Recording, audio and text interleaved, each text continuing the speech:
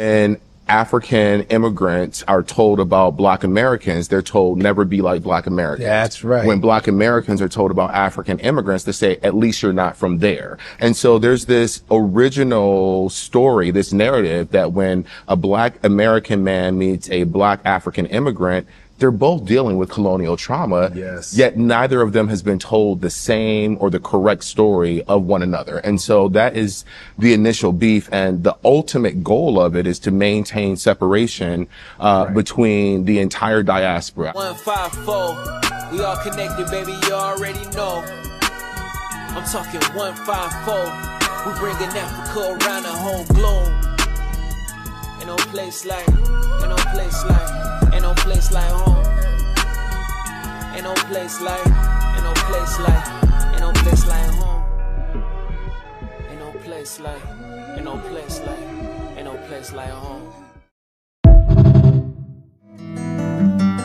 I said I'm never coming back again. Next I stepped away from the mirror. I got my mind made up now, cause I can see the future much clearer. What's happening? Shout out to the 154 show. But shout out, but I gotta disagree with this thing for this reason. This concept of if you're African, you have Africans saying our parents or our people told us to stay away from those blacks or don't be like those blacks. That's what you're saying about us, right? When you get here. But on the flip side, and you other groups do it too, y'all make up stuff about us like, oh, you see, the disrespect is mutual. It's not, because our parents wasn't telling us, at least you ain't like them Africans. That's not a thing. That wasn't a thing in Black America. That's I don't think that's a thing now or then. You get what I'm saying? So, but here's what I will say. Black Americans, FBA, I think the whole diaspora, when you're black and you come to America and you're black and you're of another ethnicity, tribe, nationality, and you come to America, this is what we know for sure. This is more for Africa, this first part. Africa did not care about the enslaved Africans in America ever. They didn't care. They didn't care about black people in America during Jim Crow. They didn't care. So, but when, things started, quote unquote, looking up and you can see the black success stories, then it's like, oh, let's go. So that's a thing that I can say the whole diaspora has, like, ooh, it looks like we could be successful if we go to America now, so let's go. And you come here and you want to be successful. Cool. But what we don't understand is you want to disrespect us in the process, but the only reason you're here is because we made it comfortable for you to come here. And this is where it starts to get a little murky, right?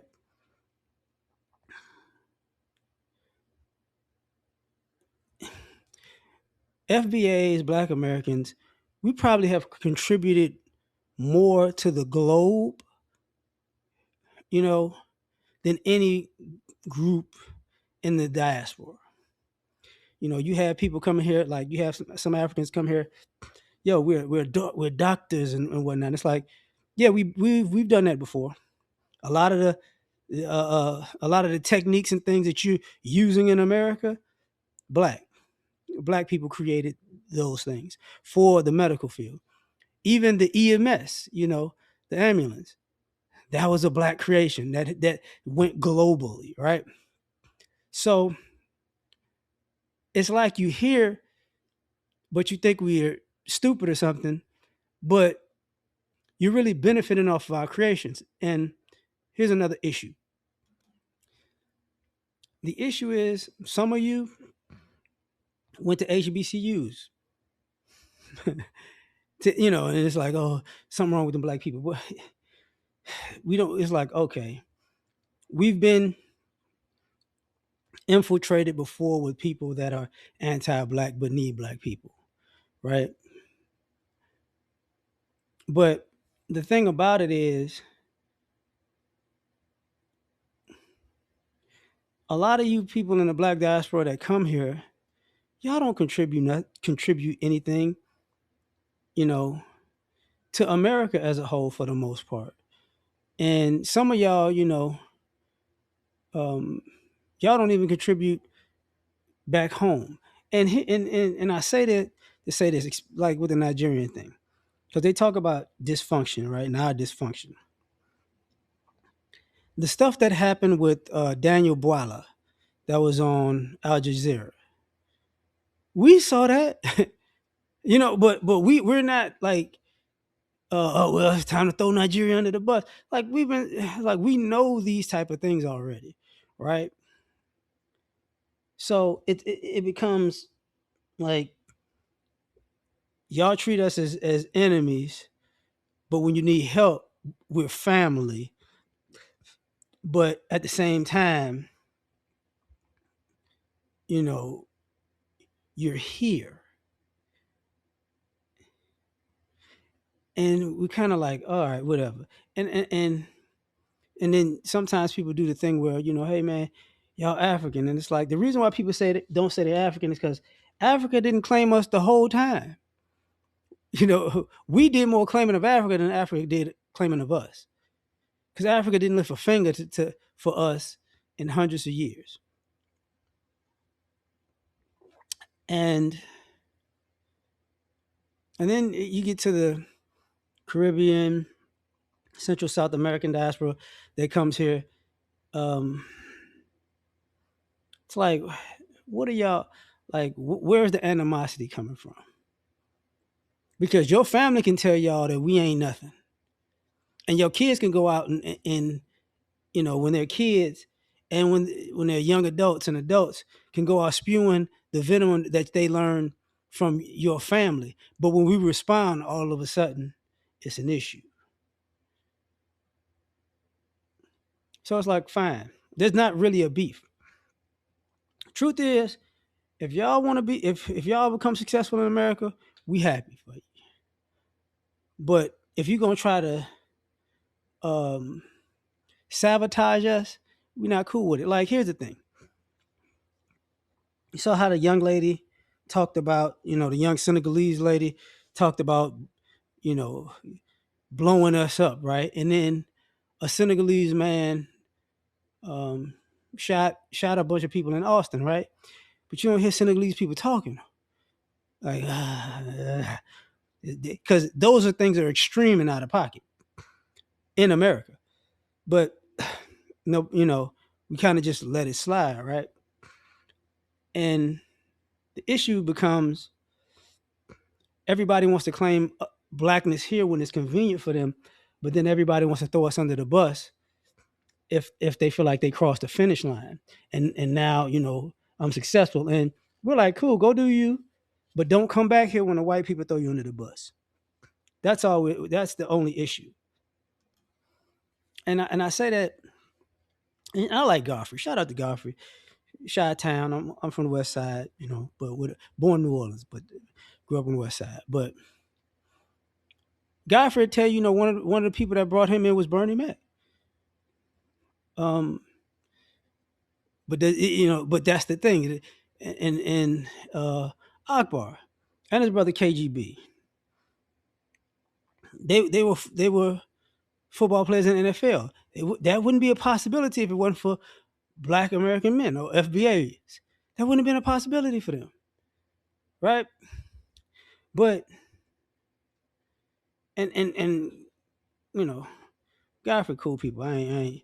But the concept of we're beefing, it's not really a beef.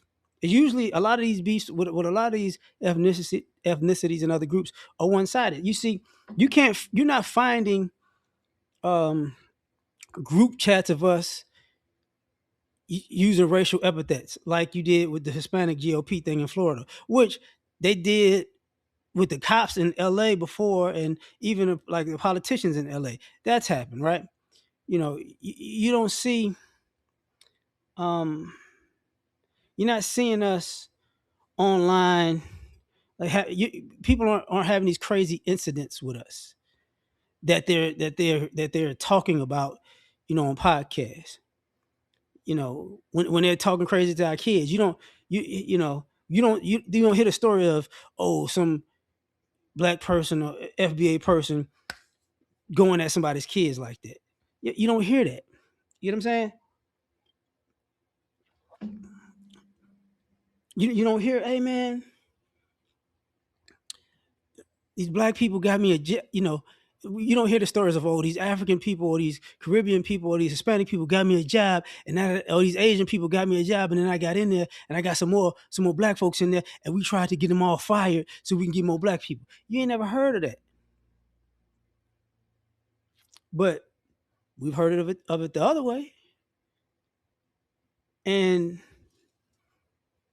so when people are talking about beef, it's like, man, you've heard other groups of people like, man, black people have made money doing XYZ. Now we're gonna do it. Now we're taking over. It's ours now. And it's like, y'all don't even know what y'all doing. But so y'all came here because we were successful in making money at it, and now we're gonna take it over, like, or we created it too. It's like, man, y'all tripping. Or that started, that started 200 years before y'all ever created it over there. And it's like, no, it don't even exist there now. What we talking about? So a lot of this stuff, man, doesn't it doesn't make sense to us as a people. It's like, all right, okay, fine. You say you like us, but it's all skin folk and kinfolk. That's all. We family when it's beneficial for you, when it's convenient for you, we get it. We coalitions when it's beneficial for you, we get it. And even with that, you don't hear us beefing about it. Like, okay, we just stepping away. Like, okay, it's over with. Cool. Every time something happens, pretty much all groups blame black people. White people do you bad, it's black people's fault. Your own people do you bad, it's black Americans' fault. You didn't get the success story you wanted, it's black Americans. We got to kill affirmative action because of black Americans. And it's like, it's group by group, y'all do this. And it's like, y'all just don't want to be called out for doing it. Because, at the end of the day, we get it. All of y'all want to be diet white folks. And part of the thing is when they talk about, like, immigrants want, like, respect for what immigrants contributed to America. And it's like, wait, time out.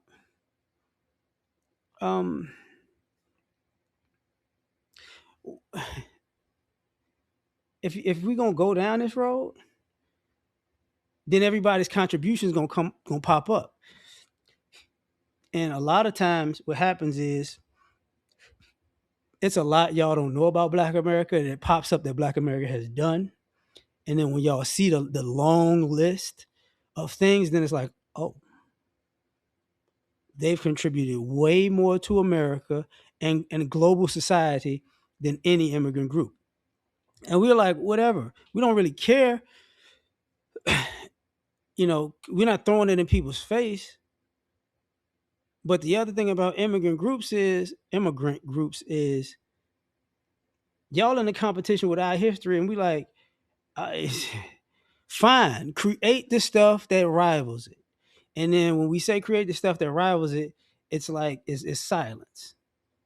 You know what I'm saying? But and then people go, what did y'all make? And it's like, okay, you don't even realize how many things in your home, in your car, at your place of business. Some of the things depending on what business you're in, some of the things in that business were created by Black Americans. Simple. Because y'all don't respect us to learn our type of achievements.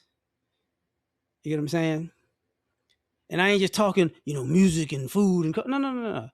You got an alarm system in your house? Yeah. You got lights in your house? Yeah. Air conditioning? Yeah. Refrigerator? Yeah. You get what I'm saying? Like refrigerated trucks? Yeah. So just because white people make money off of our creations, and y'all see it right now with the guy Walter Johnson with tendonism, it's the same play. Black man creates something, white man set up to steal it, and that's what other groups have been trying to do too. And it's like, okay, well, be careful, because if you want to steal our stuff, you got to be excellent at it, and you can't be excellent at it without us, because it ain't your stuff. You don't really get it. And I say that, like, even like going back to the immigrant groups, that's not our.